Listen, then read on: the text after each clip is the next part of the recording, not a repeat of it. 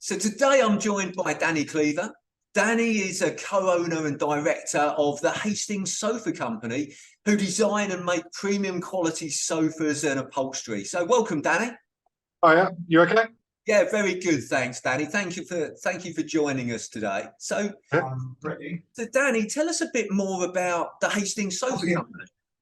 Okay, the Hastings Sofa Company, that was born out of originally the business was called Collins and Hayes Furniture, which has been in Hastings since the 1960s. Through the last 10 years of the business, I think they had some troubled times, where it was a loss-making business, only for the last 5 years. The company that owned it at the time was Airsprung. They was looking for an out. They found a buyer who was a guy that bought distressed businesses. He bought the business along with all of the debts and the assets. He pretty much stripped the business over a couple of years, sold the IPR and anything that had any value, left us floundering with assets and a couple of customers. So myself and two guys made an offer to purchase the assets within the business and start again. And that was, I think we're in our 5th year now. Okay, great. So what made you decide to buy the business then, Danny? Well, to be honest, furniture is a real interesting game. It's something I was not involved in.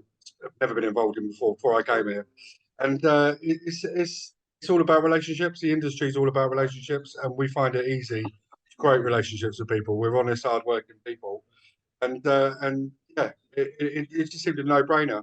We knew we could turn it around. We knew we could make it work. There were some tough decisions with regards to shrinking the business back, but on paper we knew we could do it. It was we sat down. We knew we needed to make 35 pieces a week. We could do that with 16 staff members. We knew we'd have a solid business. So yeah, we went for it. Never look back. And is being a business owner, having your own business, something that you always wanted to do? Yeah, always. I've worked. I've only had about probably 6 other jobs before, and I've always aspired to own my own business and make my own money. Like I've always worked towards praise. I like targets. I like my background with supply chain, logistics, and purchasing. So I measure myself on how much money I save the business, and it was always painful at the end of the year to say that this is how much I've saved you. I'm only going to get 2% pay rise, seriously, for that. Yeah. So yeah, so it's quite nice to have a bit of control over my own destiny, really. Okay, so one of the things you like about being a business owner is that control that you've got. Are there any other reasons, any other things that you like about being a business owner? What else do you like about being a business owner, Danny? Well, I'd like to say that there's a degree of flexibility when you own your own business, but that's actually not true. I don't know. I think the thing is we've got a chance to create a legacy within our town and within the people who live here. And I think that's the thing that sort of gets me up in the morning. Okay, so that legacy, creating a legacy and that sense of achievement, is that okay? That drives you as well, then. Yeah, absolutely. And you mentioned there about flexibility, but that's not true. I mean, quite often business owners that I speak to say a similar thing. You know, they start their own business that it gives them freedom of choice and flexibility to do what they want to do when they want to do it. But it doesn't always turn out to be the case. And that sounds a little bit about what you alluded to there. Tell us a bit more about what you mean by that, Danny. Well, I think the flexibility thing is you can take your half-day holiday. You can go and do that. You plan to do something nice with the wife, take her out. Something will happen. You'll be on the phone all afternoon. You'll need to come back in the evening to sign something to get over to someone. At the weekend, you could be, right, let's relax on the sofa, chill out, let's watch a bit of Netflix. And then you've got one of your customers ringing up, they're trying to make a sale on the floor. They just need a bit of information. We're just sort of fine. When we start working with these customers, we do, that is one of our USPs. We're always available. Yeah. You need anything, your sale is our sale. So you got a question, please do give us a ring. You don't really want it all the time, do you? Yeah, I'll get in urgent emails at 10, 11 o'clock at night just as you're logging off. But there is, I suppose there is some flexibility in owning your own business and making some decisions and certainly what you do in the direction you're going in. But it is a 24 hours a day job. Yeah. You can never switch off. Like we go on holiday and we'll be sitting there at a bar and I still have my phone on with the cameras on, see how many pieces we pass through that day. making sure everything is still flowing correctly, car parks full, you know, you don't switch off from Yeah, it's certainly challenging being a business owner, and that's it. that's that's definitely one of the things that I hear a lot from my clients in Yeah, terms of, well, how can they create that business that actually runs without them, so they can take a holiday yeah, without without that phone ringing, or as you say, they can sit down and watch Netflix or take your wife yeah, out. yeah, yeah. How can you create that? So what have you put in place, Danny, to help you to manage those things? Because you're a family man, aren't you? I think Yeah, is it 3 children that yeah. you've got? Yeah. So what have you put in place to balance the being that family man, but also running a successful business that you've got? The wife, the wife, she keeps me in check. You know, she lets me know when it's a little bit too much. I get the look, you know, Okay. when I'm looking at my phone or doing an email. She keeps me in check. But the kids, they understand it. They do understand it. Like we haven't, we're doing well at the moment. Let's be honest, the business is going great. We've got some real good opportunities coming up. It hasn't always been this way. No, we've had it before. Daddy's worked away. I've been commuting all over the place. I Mhm. still, my wife's struggling to keep my daughter awake so I can see her when I get home. You Yeah. know, I've been there. I've like got up before everyone's woke up. Home when everyone's in bed. It's been tough. Like it's different now. Like, I originally come to Collins and Hayes as a lifestyle change. Yeah. Before I was in defence, I was in the Marine. I was travelling all over the place. Like so, I come to Collins and Hayes as a lifestyle change because it was just up the road. It was in Hastings. I had the manager's title, which I wanted, for my career progression. I got all those things, and then when I asked the guy that bought it, Distress Business bought it, like my eyes lit up. You know, like I've got a real opportunity here because I came to Collins and Hayes. I was already making massive changes and savings to the business. Like my pedigree gone through. I was doing really well. Yeah. You know, and seeing the furniture industry and meeting the people and understanding the touch points, I knew that if we ever got the chance to take over this business and give it a go, I knew we'd make a success of it. Yeah. Okay. Great. Well, look, one of the things, Danny, that I saw on your website, which Yeah, really I thought was, which I really liked, and I'd like to hear a bit more about this. But yeah, you mentioned about the culture that you've created is focused on the enjoyment of creating high quality furniture that you're proud of. yeah. So how have you gone about creating that culture of enjoyment and and creation of things that you and your team are proud of? How have you gone about Well, I think we're lucky. We're lucky because we inherited staff from an existing business. The business was not failing because of them. The business was failing because of poor management and poor. So the guys that we took on are massively experienced in the furniture industry. They care as well. They really care about the products. I go to sit with customers, some of our customers, and we're like number one quality. We don't cause any problems. That's because we got individual QC processes. If there's an issue, people won't put it through because they don't want to be flagged. Get it all the way through production, it's got to go all the way back if someone's made a mistake. People do care. People, when we design a new product, everyone will come and sit on it. Everyone will have a view on it. You know? And we've created a culture where we're sort of all in it together. Mhm. You know, when we took over the business, there were 16 of us when we first started. We're up to nearly 50 people now. Everyone knew this was the last chance to learn. Collins and Hayes have been troubled. Then the next business, but it's been troubled. Everyone at worked had been through the ringer for about the last few years, not getting paid, business going into administration. So we had to convince them to give us a go. You know, we're going to give it a go, but we need you to be invested in it as well. So we have got that, and people do care. Um, I think we're lucky. We got people that understand the industry, understand the product, and understand what we're trying to achieve as well. Yeah. And look, I agree. You are lucky, but as the saying goes, Danny, you create your own luck. 100%. So actually, you've created that team, and it sounds from what you've said there is that you've showed them the vision. You've Yeah, said, right, this is what we want to achieve with this company. This is where yeah, we want to go.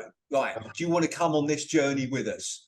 pretty Uh, much, and pretty and much. got them involved in that. So Yeah, and And how do your team feel about that? I think they're excited. I think they're excited by what we're doing. Okay. We ensure that everyone's engaged. So we have management and the supervisor meetings sort of twice a week. They're expected to flow that down to their department, what's going on. Everyone's approachable. My partner, business partner, he's on the floor working with them. Like I go down and give them a hand occasionally. Yeah, I think we have developed an all in it together business, and everyone wants to see us succeed. You know. Okay, I like it. So what challenges have you found, Danny, since you became a business owner? Right. It could be we've learned some harsh lessons on with customers on finance, on credit control. Maybe we've been stung before. We've recovered it now. Don't worry about that. But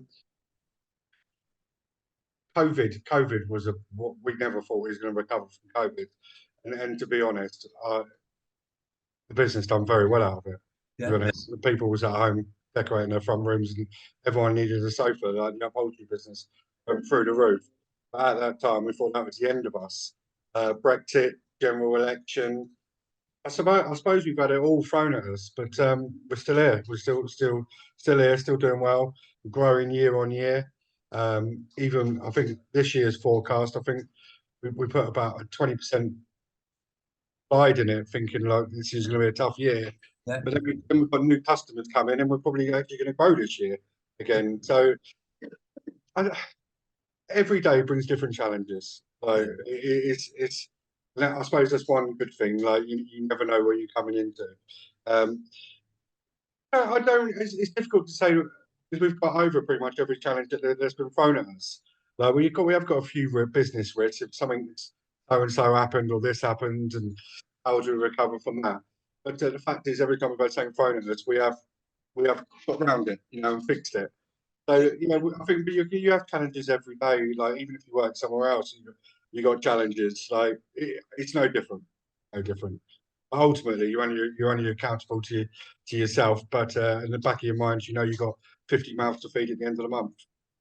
yeah. Look, exactly. And I think, look, the things a number of things you said there are environmental sort of thing. Like as in like they're happening around us, like COVID and Yeah, Brexit and the yeah, economy and those sort of things.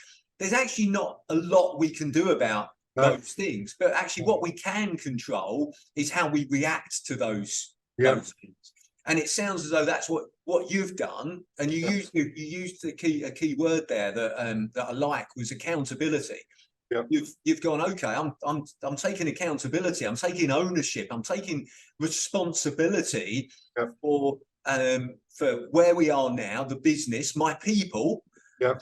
and then said, right, what can I do about this? The environment is the environment, right, but what can we do with our business to get through this? And Exactly. that sounds to me as though that's how you've approached it. Well, when COVID hit, we just didn't pay anyone, got in as much money as we could, and prayed. Okay. Great. It's always a good thing to do, isn't it? Is to think about things positively, whether you've got a particular belief or not, but actually just be positive and believe in what you can achieve. Yeah. So, Danny, you're a co-owner. Am I right in saying you've got two colleagues that Yeah, two partners. Yeah. partners as well? Yeah, So, one guy manages finance department, okay. and the other guy, Mark, he manages the floor. Okay. So what challenges does that present of having three owners for the business? It doesn't really, to be honest. It makes it easier when there's a decision to be made. It's not a 50-50 split and two of us arguing. It comes down to three of us. So that makes it easier.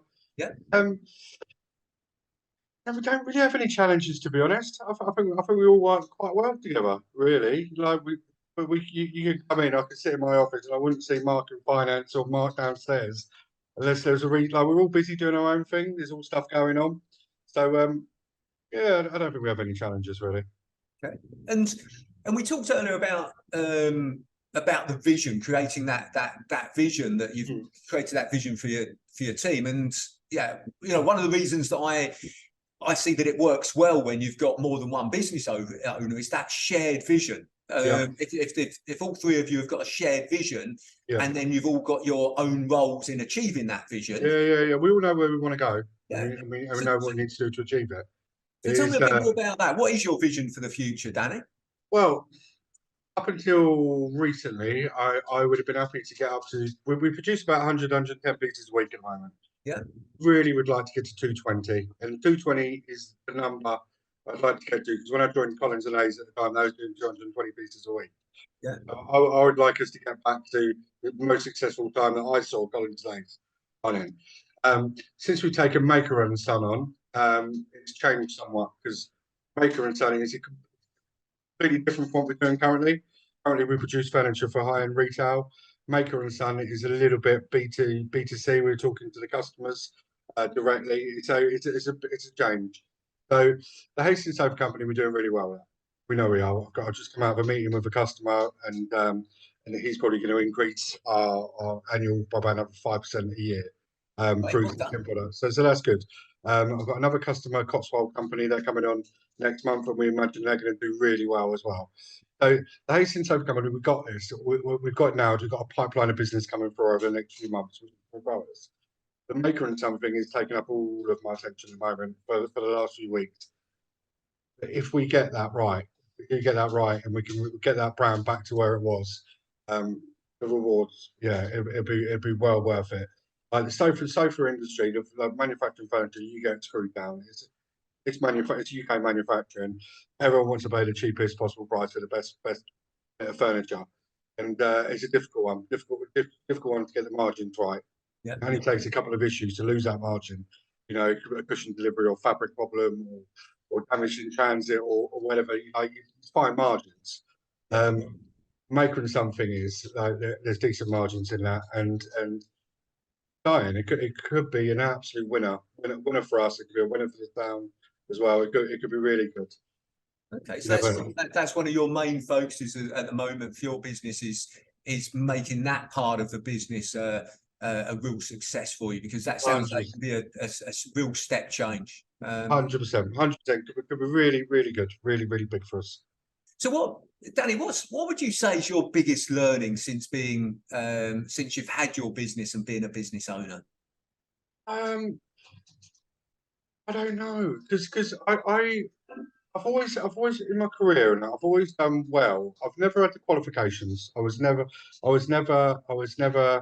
academic for school. I was the one playing silly buggers in the class, being thrown out, being cheeky, having fun. And you know what I mean? When I went into like professional career in supply chain, I was working in defence and that. But I was always very much don't ask, don't get. Whether that pay rise, bonuses, cost down, free delivery, whatever it was, it's always, if you don't ask, you will never get. And the fact is, when you own your own business and you're asking for stuff which is unbelievable, it's still worth asking, because you don't know, do you? So I will. If someone said to me, "God, have you seen what that retail business is doing online? At massive numbers." I'll reach out to them and ask a question. I'll find out who I need to speak to. Let's have a conversation. And they might tell me to bugger off or whatever, but if you don't ask, you don't get. And the amount of people that we've reached out to that we never thought we'd have a chance of talking to are now our customers. It's proof in the pudding. Don't ask, don't get. So if you want something, knock on the door, see if you can go and get it. Yeah. So it's that consistent learning, and what it sounds like, what you're saying there is you've spotted opportunities, or you've seen what other businesses are doing, and you've actually gone, well, actually I'm going to ask them. I'm going to ask them how they've achieved what they've achieved. 100%. Like so I'm not too sure what the industry is like with furniture manufacturers, whether they talk about. I will talk to all of them. If anyone wants to talk, I will talk. And I'll ask them questions. I'll understand how they do things, why they do it that way. Like from where we started and where we are today, things have changed. Like you can see these metrics up here. I've got another wall full of metrics over there. Like, this is something we wasn't doing day one. Yeah. But now I know who's making what, how quick they're making it. I understand all the touch points in the business. I can see when there's an issue arising because people are going on holiday or whatever. And that we wasn't doing that day one. But I suppose that stuff has come over the years, like through frustration, like why have we hit those numbers? As for so and so, what? Okay, what numbers was that guy doing? Like to impact us this much? Like we're down 20%. Oh my God, he was doing 20% of the work, you know. So we are getting better with all of this. But yeah, where we are today is very different from where we started off. Yeah. So another thing that you've learned there is about that monitoring and constantly reviewing and about where you are, keeping track of the numbers and having it visible from what you've sort of shown us there from behind. Great. Well, no, that's great. So look, I always like to finish on this question, Danny, but what's the best advice that you would give an 18-year-old you? I don't know, to be honest. I don't. When I left school time, and I left school, and I remember writing in my, well, I don't remember it actually, but my record of achievements. Remember them books used to come out. I remember indeed, yeah. And I remember given this book, and I was like 15, 16, and I had no idea. I had no idea, and I think someone next to me wrote down that I was joining the army. So I wrote, oh, I'm going to join the army. Like, do you know what I mean? I had no intention of joining the army. And I didn't know what else I was going to do. And I wasn't. I requested to stay on at sixth form, and they wouldn't let me because I was disruptive. And so when I didn't get taken on in sixth form, that day I was pretty much upset. All my friends were staying in sixth form, and I was the only one not allowed to do it. So I was at Hillcrest School, which is up on the ridge. And so I walked down, and I went down to Ivy House Lane. Yeah. And I went and knocked on every single business store down there, asking for a job. And I got a job on probably about the 7th or 8th floor I knocked at, which was the network group, electronics business. And I started work there before I even finished my GCSEs, actually. So I think, looking back, I think every step that I've made has helped me get to where I am. So what I wouldn't want to do is go back to my 18-year-old self and give myself some advice. Well, might fuck up. Sorry, where I've finished up now, because I think all the hardships, all the issues, and all the jobs, like, and I don't think any of them were terrible jobs, to be honest. But they've all got us to where I am today. So I wouldn't. I don't think I'd want to. I don't want to think I'd want to ruin anything that I've got right now by taking me in a different direction at 18. Yeah. No, I like it. I like it. So maybe I'd say keep doing what you're doing. it'll all work out in the end. Yeah. So the advice to your 18-year-old self was keep going. You'll get there. You will get there. You will keep get going. there. Like it. And you've travelled your own journey. And you know, as they say, there's no such things as mistakes, only learning opportunities. So yeah. Well, look, great, Danny. Look, I really appreciate you taking the time to speak with me today and sharing more about you and your business and your journey. So, thank you very much. No worries. Lovely talking to you, Simon. Great, thanks, Danny. Cheers, mate.